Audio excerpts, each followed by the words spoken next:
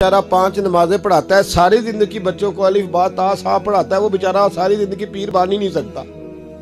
पीर उसने ही बनना है जिसने 1.5-2 महीने गुस्ल नहीं करना, उसी ने बनना है जिसने कुछ 4-5 किलो लोहा उठा लेना है। कोई म्यार बनाओ। शेखुल हदीस ऐसे हैं जिनको मैं जानता हूं, बेचारों की बेटियों की शादियां नहीं हो सकी, पैसे कोई नहीं, और तुमने गवैये और नाथ खां अमीर कर दिए। जो जाके गवैयों के पास सोर सीधी करके आए तपला सरंगी पे, वो तुमने अमीर कर दिए, करोड़पति कर दिए। वो जाली पीर जो दुआ तक नहीं जिसे मांगनी आती, वो खरबपति है। और मस्जिद का इमाम बेचारा रो रहा है कि चलो कहीं से पैसे आ जाए तो मैं भी बच्ची की कहीं निस्बत कर दूं। मेरे अपने शहर की बात है, एक बड़ा कीमती बच्चा जामिया निजामी में पढ़ता था, उसके वालिद साहब आलिम थे, और बच्चा मेरे साथ बड़ी मोहब्बत थी। छोड़ छाड़ के वो बच्चा कहने लगा मैं साउथ कोरिया जा रहा हूं, मैंने नहीं पढ़ना। 2-3 साल से छोड़ गया। उसके अब्बा ने मुझे फोन किया कि आपसे बड़ी अकीदत रखता है, आप इसको समझाएं। मैंने फोन किया, मैंने कहा बेटा तू पढ़। कहने लगा हजरत साहब अब्बा जी 35 साल मस्जिद में रहे हैं, मेरी बहनें इस तरह की हैं कि शायद कभी गैर महरम को मेरी बहनों ने भी ना देखा हो। तीनों की तीनों कुरान की हाफिज़ा हैं, फाजिल अरबी अदीब अरबी किया, सारा दिन कुरान पढ़ती हैं। थक गया मेरा बूढ़ा सफेद दाढ़ी वाला आलिम बाप रिश्ता ढूंढते पर रिश्ता नहीं मिला, क्योंकि हम मस्जिद की छत पे रहते हैं। एक बीबी रिश्ता देखने आई थी, और जब वो छत पे चढ़ने लगी, रिश्ता दिखाने वाली उसको लेके आई, छत पे चढ़ने लगी तो चढ़ते चढ़ते कहने लगी ओहो ये मस्जिद में रहते हैं, मेरा बेटा ससुराल आएगा तो दोस्तों कहां बिठाएगा, मैंने नहीं करना रिश्ता। कहते हैं मिन्नत की मेरे बाप ने कि छत पे जाके देख तो ले। कहने लगी ना भाई रिश्ता नहीं करना।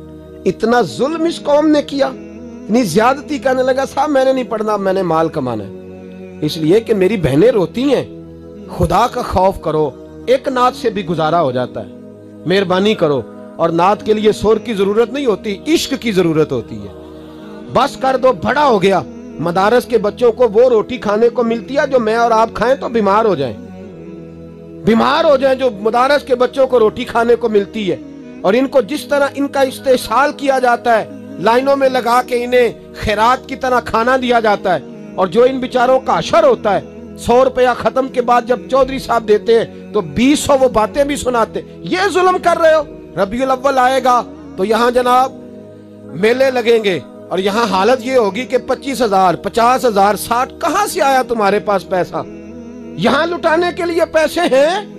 और मस्जिद का इमाम मिन्नत करे 6 साल के बाद भी कि 2,000 बढ़ा दो, तो कहते कारी साहब इतने पैसे नहीं जमा होते। ये पैसा कहां से आता है? खुदा का वास्ता, ये भी मेरे आला हजरत का पैगाम है, इसको भी सुनो। आला हजरत से जब कहा गया ना, हमारे तो अल्लाह खैर करे नाथ खां और मैं वो कोई पैसे फेंकने आते हैं महफिल में तो मना करता हूँ। क्यों?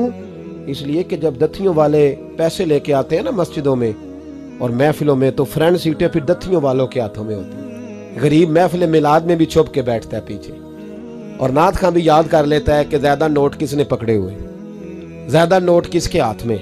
वो फिर कहता है हाजी साहब है शेर तुहाडी नजर जे।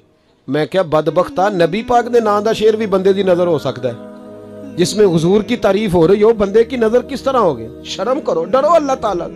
सिर्फ दौलत की खातर ये भी फिक्र रजा है, करूं मद है अहले दुवल रजा, मैं करूं मद है अहले दुवल रजा, पड़े इस बला में मेरी भला, मैं गदा हूं अपने करीम।